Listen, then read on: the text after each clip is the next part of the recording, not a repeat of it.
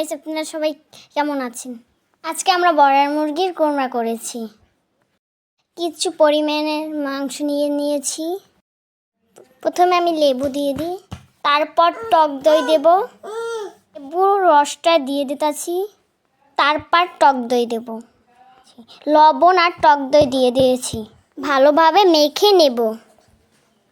এটা একটা খুন্তির মাধ্যমে মেখে নেব।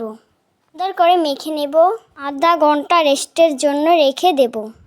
সুন্দরভাবে মাখা শেষ। আমি কড়াই বসিয়ে তেল দিয়ে মাংসটা রেখে দিলাম। এখন ঢাকনা দিয়ে দিলাম। মাংসটা আমি ভালোভাবে ভেজে নেব। আমার ভালোভাবে ভাজা শেষ। এখন মাংসটা একটা পাতিলে উঠিয়ে রাখবো।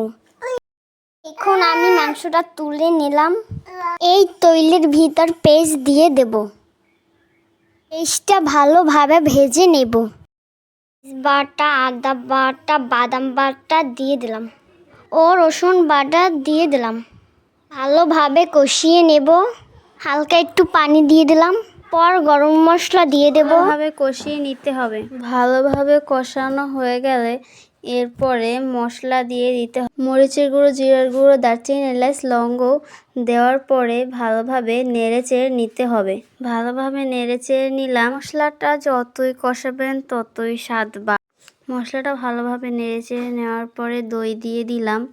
দই দেওয়ার পরে ভালোভাবে নেড়েচেড়ে নিতে হবে। ভালোভাবে নেড়েচেড়ে নিব যাতে মশলার সাথে ভালো করে মিশে যায়। ভালোভাবে নেড়েচেড়ে নেওয়ার পরে গোশগুলো দিয়ে দিব। দেওয়া হয়ে গেলে ভালোভাবে নেড়েচেড়ে নিতে হবে যাতে গোশের সাথে ভালোভাবে মশলাটা মিশে যায়। আরও বলি, এমনভাবে নেড়েচেড়ে নিতে হবে যাতে গোশের ভিতর মশলাটা ঢুকে। ব্রয়লার মুরগি দিয়ে এরকমের রান্না করলে বাচ্চারা খুবই পছন্দ করে। আমার বাচ্চারা পছন্দ করে বলে আমি এভাবে প্রতিদিন রান্না করি। আপনারাও চাইলে এরকমের রান্না করে আপনাদের বাচ্চাদের খাওয়াতে পারেন, কিংবা আপনারা রেঁধে খাইতে পারেন। কষানোর পর কাঁচামরিচ দিয়ে দিলাম। কাঁচামরিচ দিয়ে ভালোভাবে নেড়েচেড়ে নিতে হবে। কষাবেন ততই স্বাদ বাড়বে। দুধ ছিল না বিধায় আমি পানি দিয়ে রান্না করছি। এটা দুধ দিয়ে রান্না করলে খুবই ভালো লাগে। বাচ্চারা কান্না করে বিধায় তাই আমি পানি দিয়েই রান্না করে দিলাম, কারণ আমার বাসায় দুধ ছিল না। পরে ঢাকনা দিয়ে দিব। দিয়ে দেওয়ার কিছুক্ষণ পরে ঢাকনাটা তুলে ভালো করে নেড়েচেড়ে নেব।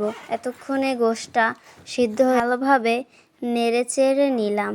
দেরি দেখে জিভে জল এসে পড়েছে, তাহলে আপনাদের দেখে কেমন লেগেছে সেটা কমেন্টে জানাবেন। কিন্তু পরে আমি আগে পেঁয়াজ ভেজে রেখেছিলাম, তো সেই পেঁয়াজগুলো দিয়ে দিলাম। পেঁয়াজগুলো দেওয়ার পরে ভালোভাবে নেড়েচেড়ে নেব যাতে গোশের সাথে মিশে যায়। তাহলে দেখুন কালারটা কত সুন্দর এসেছে।